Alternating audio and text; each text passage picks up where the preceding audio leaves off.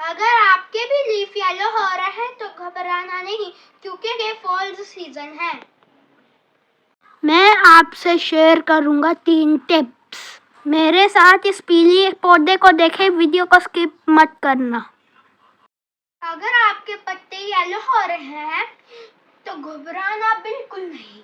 इस सीजन को autumn season कहते हैं। टिप नंबर 1, सबसे पहले आपने येलो लीफ अलग करने हैं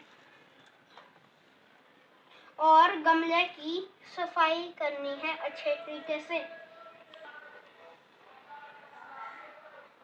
पीले पत्ते एक टोकरी में रखते जाने हैं इकट्ठे करके।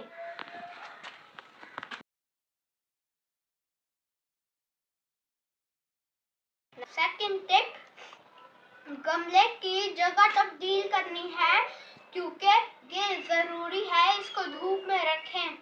थर्ड टिप, जब गमले की मिट्टी खुश्क हो तो तब पानी दें। फॉल सीजन में ज्यादा पानी की जरूरत नहीं होती। यूं आपका प्लांट हैप्पी और हेल्दी रहेगा।